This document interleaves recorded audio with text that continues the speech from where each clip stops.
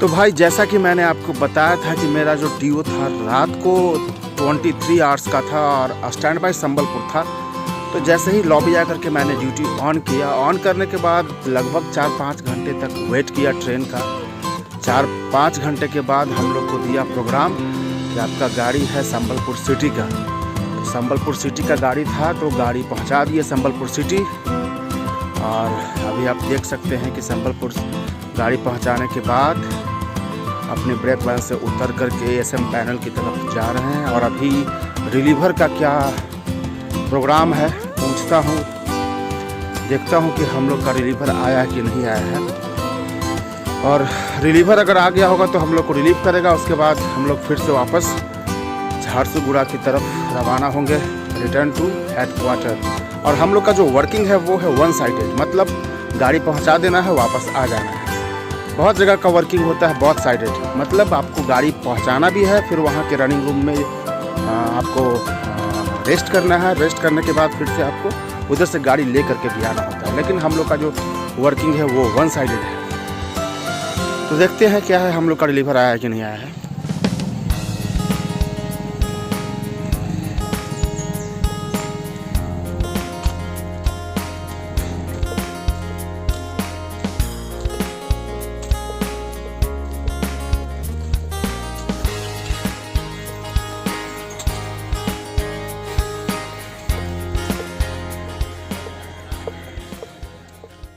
तो भाई अभी मैं पहुंच चुका हूं संबलपुर का रनिंग रूम। आप देख सकते हैं एक रनिंग रूम में 2 बेड लगे हुए हैं, एक जिस पे मैं बैठा हुआ हूं और दूसरा वो वाला।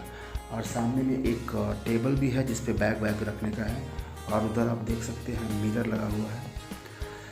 तो ऐसा था कि आज रनिंग रूम आने का थोड़ा सा भी मन नहीं था, मगर वही होता है जो मंजूर खुदा होता है। क्योंकि हम लोग शुरू से ही टारगेट लेके चल रहे थे कि हम लोग को ट्रेन पहुंचाना है और सीधा संबलपुर सिटी से सीधा संबलपुर आना है और इस बात पकड़ के वापस झारसुगुड़ा लौट जाना है।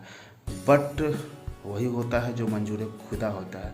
तो आगे की कहानी मैं आपको बताता हूँ। हमारी ट्रेन अराइवल हुई थी संबलपुर सिटी में सुबह को 6:55 में। 6:55 में अराइवल होने के बाद मैं सीधा एसएम पैनल गया। वहाँ पे मैंने पूछा, इंक्वायरी की कि हम लोग का रिलीवर कितने बजे तक आएगा। तो वहाँ बताया गया कि आप लोग का रिलीवर जस्ट पहुँचने ही वाला है, मतलब 10 से 15 मिनट में आप लोग का रिलीवर आ जाएगा। हम लोग बहुत खुश हो गए कि चलो 15 से 20 मिनट में हम लोग रिलीफ हो जाएंगे और 8 बजे तक लगभग संबलपुर पहुंच जाएंगे। और क्योंकि संबलपुर लॉबी है और संबलपुर जंक्शन से संबलपुर सिटी तक का जो डिफरेंस है वो लगभग 5 किलोमीटर के आसपास का है।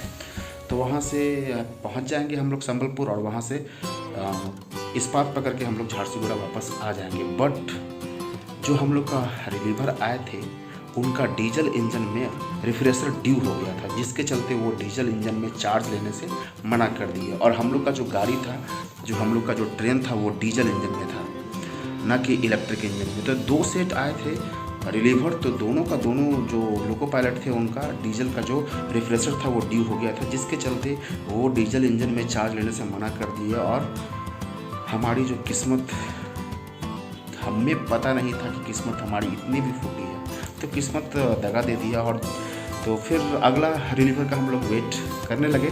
तो अगला रिलीवर लगभग 1 घंटे बाद आया। तो तब तक तो जो इस्पात जो गाड़ी है ट्रेन कांटाबाजी हावड़ा इस्पात, तो वो ट्रेन जा चुकी थी और वो ट्रेन छूट गई थी। फिर हम लोग वापस आ गए pilot by jeep. Sambalpur city से जीप में आ गए संबलपुर और संबलपुर में हम लोगों ने ड्यूटी ऑफ किया।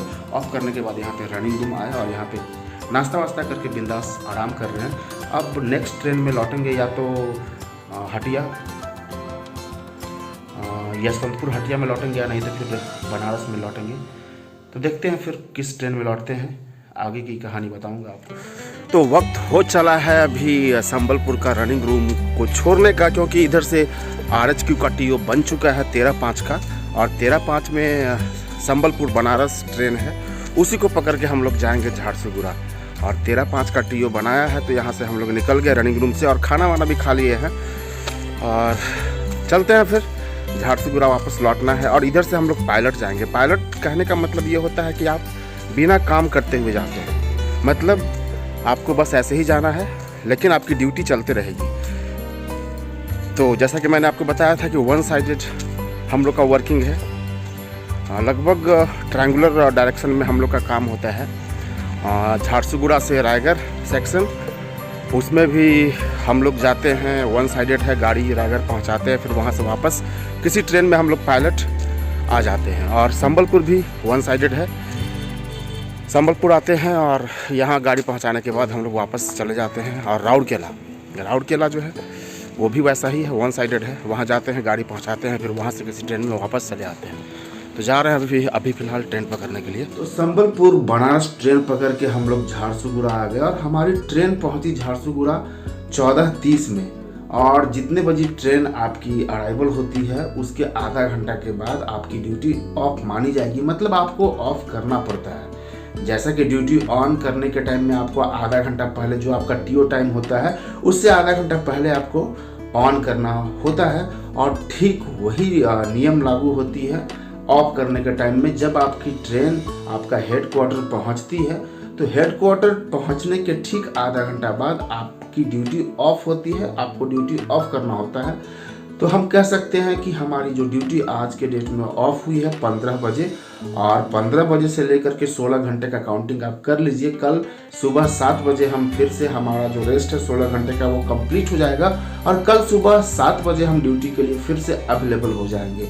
अब ये डिपेंड करता है कि बोर्ड की कंडीशन क्या है। बोर्ड अगर लॉन्ग होगी तो कल टीओ 7 बजे के बाद होगा, और अगर शॉर्ट होगा तो 7 बजे तक या फिर 8 बजे तक हमारी टीओ हो जाएगी। तो फिर आज के ब्लॉग में बस इतना ही, मिलते हैं फिर नेक्स्ट ब्लॉग में। तब तक के लिए टेक केयर, जय हिंद, जय भारत, जय भारतीय रेल।